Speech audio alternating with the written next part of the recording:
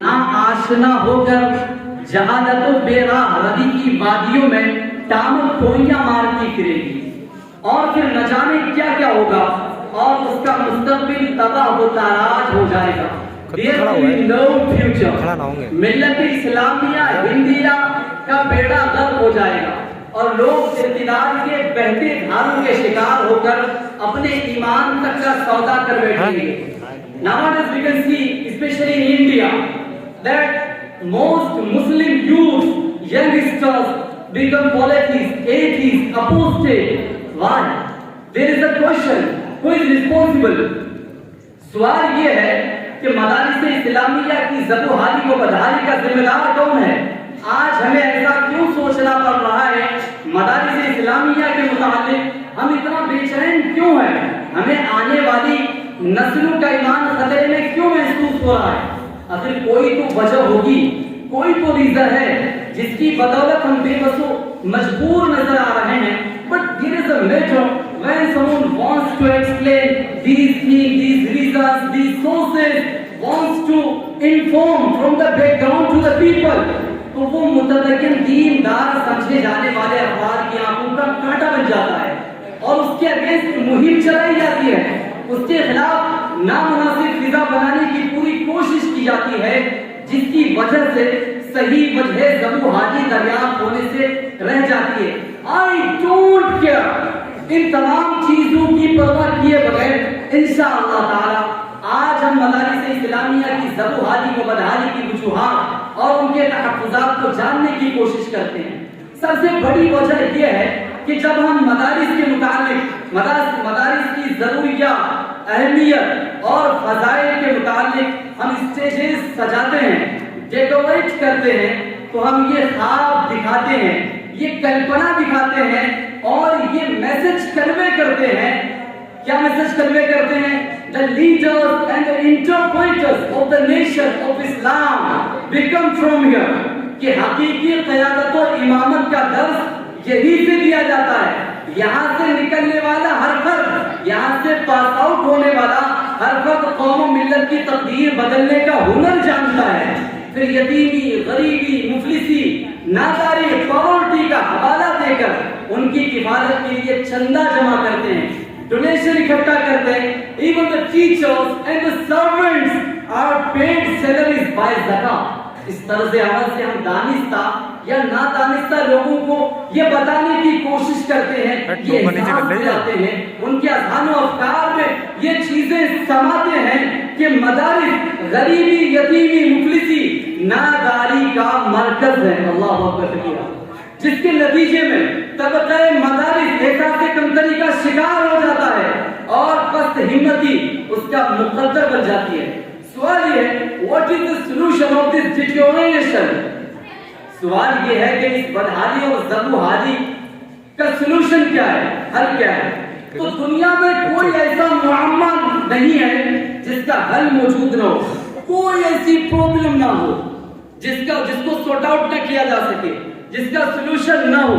ہے شرط اتنی ہے کہ آنیسٹی کے ساتھ ہم تلاش کریں اور مناسب اقدامات کریں. پھر دیکھیں جہاں مدارس کی ذمہ داری اور بدحالی کے ذمہ دار ایک طرف وہ مخیر حضرات ہیں جو بلا سوچے سمجھے اپنے مال کو کہیں بھی صرف کر دیتے ہیں. یہ نہیں دیکھتے ہیں کہ ایسا تو نہیں ہے کہ ہمارا مال اللے تللے پانی کی طرح بہا دیا جاتا ہے. انہیں چاہیے کہ وہ اپنے مال کو مصرف حقیقی تک پہنچائیں، اس کی جو بہتر جگہ ہو وہاں تک پہنچائیں. اور وہ حضرات بھی ذمہ دار ہیں جو اپنی اولاد کی تعلیم و تربیت کے لیے بڑی بڑی یونیورسٹیز اور schools, colleges, institutes, coaching centres میں لاکھوں، کروڑوں، اربوں، خربوں روپے خرچ کرتے ہیں. لیکن جب باری آتی ہے مدارس اسلامیہ کی دینی تعلیم کی تو وہ اپنی اولاد کی فیس جمع کرنے کے لیے بھی گریز کرتے ہیں، تعلیمی فیس ادا کرنے سے جی چھڑاتے ہیں. اور وہ نظامائے مدارس اور وہ ارباب اہتمام بھی ذمہ دار ہیں کہ جب وہ چندہ کرتے ہیں تو پاورٹی، یتیمی، مفلسی، ناداری کے لیبل تلے چندہ کرتے ہیں اور خوب زور دیتے ہیں، لیکن مد کی تعین کیے بغیر لاپرواہی سے رقم کو استعمال کرتے ہیں. اور جب ایجوکیشن سسٹم کی باری آتی ہے تو اس کے تحت کوئی ضابطہ، مناسب ضابطہ مرتب نہیں کر سکتے۔ آخری چیز جو میں نے آرڈر کیا ہے، یہ ایک ایڈوائز ہے، ایسا ایڈوائزر نہیں بلکہ ایسا اسٹوڈنٹ میں کہتا ہوں، میں جانتا ہوں کہ بہت سارے لوگ مجھ سے ڈس ایگری کریں گے، اتفاق نہیں رکھیں گے۔ مدارس اسلامیہ کے مدرسین کی سیلری منیمم 50,000 and 20,000 ہونی چاہیے۔ آپ بہت حضرات ڈس ایگری کریں گے، میں بتاتا ہوں کہ اس کے بینیفٹس کیا ہیں اور اس کا سلوشن کیا ہے، تحفظ کیا ہے، میں بتاتا ہوں۔ I tell you properly۔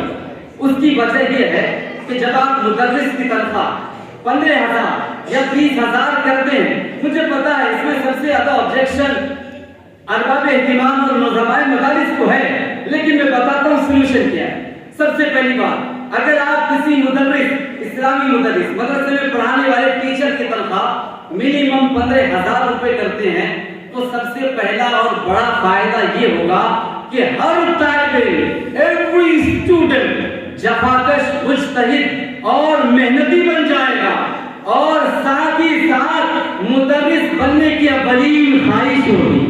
ایسا ہے؟ بالکل ہے۔ جب وہ دیکھے گا کہ مدارس میں سیلری زیادہ ملتی ہے تو پھر وہ امامت کا چکر چھوڑ دے گا، محنت سے پڑھائی کرے گا اور مدرس بننے کی خواہش کرے گا۔ اور اس کا حل کیا ہے، سلوشن کیا ہے، اس کو سورٹ آؤٹ کیسے کیا جائے، میں بتاتا ہوں۔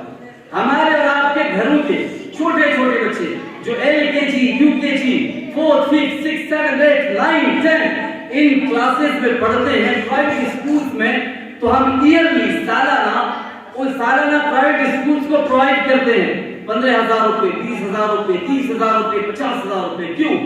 صرف اور صرف اس لیے کہ ہماری اولاد کی ایجوکیشن ہائر ہو جائے، تعلیم اچھی ہو جائے۔ اسی لیے تو اتنے پیسے کے لیے ہم صرف کرتے ہیں۔